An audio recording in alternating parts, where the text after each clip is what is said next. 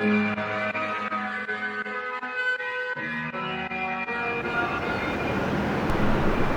biggest sacrifice I make for MMA, I would say family, time with family, and food. Food, definitely food. The natural fat cannot hurt. The diet's huge. But everything else doesn't even feel like a sacrifice. It just feels like, it doesn't feel like sacrifice because I have to do it, right? It's like, it's not like an everyday job. It's just something I live for. So it's not too much sacrifice. I love traveling. Love getting away. Yeah, birthdays, dinners, just the little things, right? Just spending time with them, going, hanging out with my little brothers and sisters here and there, and then just having to focus on training all the time. I like me some ribs and chocolate. I'm a big fan of chocolate. Love my chocolate. Ooh, when's the last time you've eaten chocolate? Today. Yeah, that's the thing. I'll train hard, but I like a chocolate bar here and there, right? It keeps me, if I know I'm dieting right and training 2-3 times a day, one little chocolate bar is really not gonna help. I mean, not really gonna hurt, so why not? I like to stick with my vegetables, fruits, and meat, and stay away from sugar mainly. I know sugar's in chocolate, but there's it's benefits. And yeah, mainly sugar, but I like my coffees too, so just mainly sugar. Right now, no sugar in the coffee. Like close to 3 weeks out to 4 weeks out, I kind of stop all the sugar. Yeah, chocolate stops Friday. One more on Friday, and then it's all gone. What's the last chocolate bar you're gonna have? Snickers. Marc Antonio, he got me hooked on those. And coffee, actually. And coffee. Just eat it. Make sure I remember it, the taste. I actually have one after I make weight. Like the next day I like to have one. Treat myself.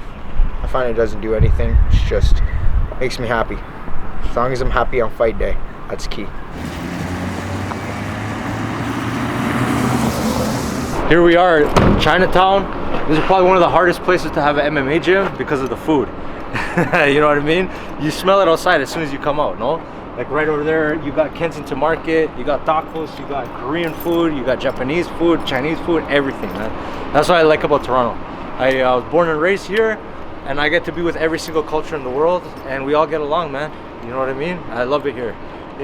Whatever you want to eat, it's here. It's some Spanish food, man. Pupusas, tamales, all that fatty stuff you can't have. You know what I mean?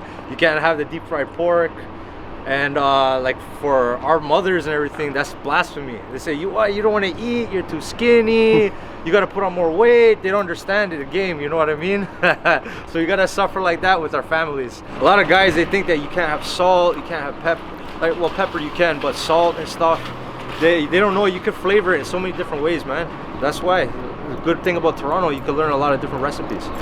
Flavor it in a certain way, still lose weight, man. Feels like nothing. You got a spice tip that you can tell everyone? Chile. Lots of chile, man. Make it spicy. You're gonna burn so much you won't taste nothing anyways. Nicaragua, we're good at two things: baseball and boxing, and it's both involving hitting something that's round shaped. Heads, baseball, it doesn't matter. And back home, they're really into fighting. We've had a lot of champions. We had Alexis Arguello, Chocolatito. We also had Ricardo Mayorga. Everybody knows who Ricardo Mayorga is. The guy who goes smoking at weigh-ins. He's a crazy dude, man. But we have a long history of fighting from my country. And yeah, so that's in my background, man. A lot of heavy-fisted people back home. Fuck, even my sister could probably knock me out. She's heavy-handed. I see a more calm guy, and you're gonna see somebody in there having fun. And I'm gonna put on a show for everybody. A lot of fists flying, a lot of kicks, a lot of knees, a lot of takedowns, everything that involves with MMA, you're gonna see it. This guy, man, he calls me 1, 2, 3. I've trained with him over the last 2 years, man. He always kicks my butt, but he's good. Technical, hands are fast, great knees. Of course you're gonna win your fight. You better win your fight, man. Yeah, bro. I know you're gonna win that fight, man. All right? Oh, take it easy, James. Take it easy, guys. Hold on, I got change in my car. I owe you $5. I'll be right back. Here, just bring it later. You sure? Yeah. All right, man. I'll cover it for now. Just Okay, Trying to remember. I owe you 5. Sounds good. Yeah, man. Thanks, buddy. Yeah, man. Only time to go home and relax. We just finished what I call metabolic conditioning. It's a mix of weights, cardio. It's kind of the closest thing I found other than sparring to being in the fight.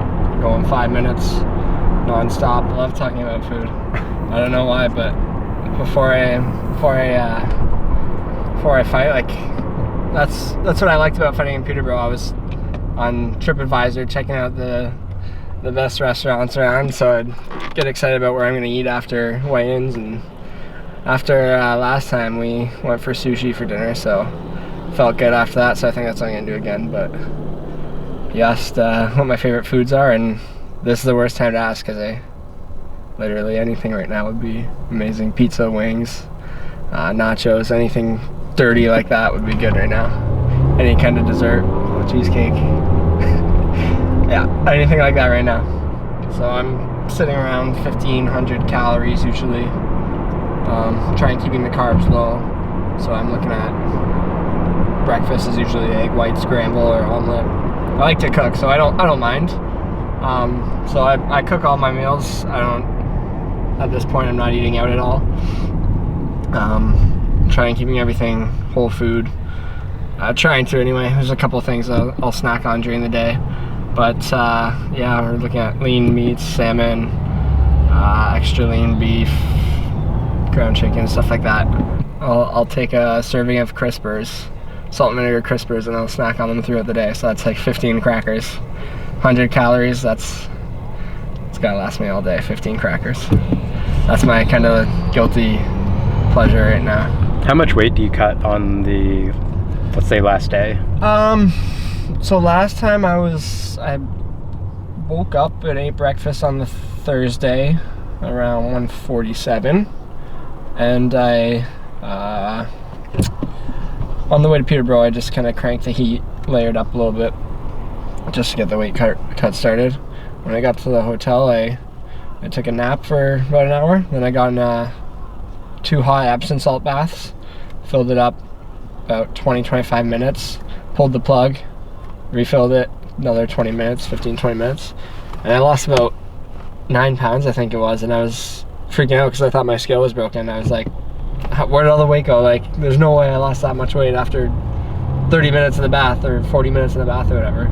The water pulled right out of me. It felt good. Wasn't too worried. I hit the sauna for the last 2 or 3 pounds. Ended up weighing in underweight a little bit at 133.8 I think it was. So yeah, I don't mind it. I like going in the saunas. It is what it is. That's why I fight at 135, so I don't have to get hit by those big boys or 4 weigh-ins. Even like now at this point, I'll be watching like the Food Network, whether it's thinking I'm gonna get ideas of stuff to make after the fight or just mentally like the satisfaction of seeing the food. It's just when I'm doing cardio, I'll watch Guys Groceries games for an hour or whatever and just watch, like, dream about the food that they're making. I know in like 20 days I'll be able to eat that. It's the Friday, 2 weeks out from the fight. I just finished hitting pads with my striking coach Lyndon.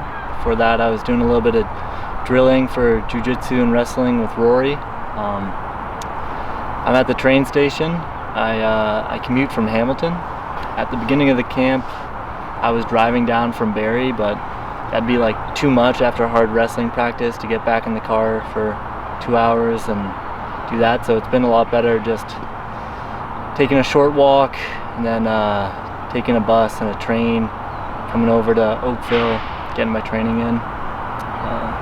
I've been walking like on average an hour a day, and I think that's made the weight cut really easy. Been able to eat lots and stay lean, so yeah, it's not bad. I don't mind sitting on the train. It's a good time to listen to some music, get my head right before practice. I can have some time to read and really focus on what I want to do in my next fight. Well, I was supposed to fight him, or not supposed to, but he was a name that was mentioned back in 2016. And so I know he's a southpaw. He's like close to 6 feet.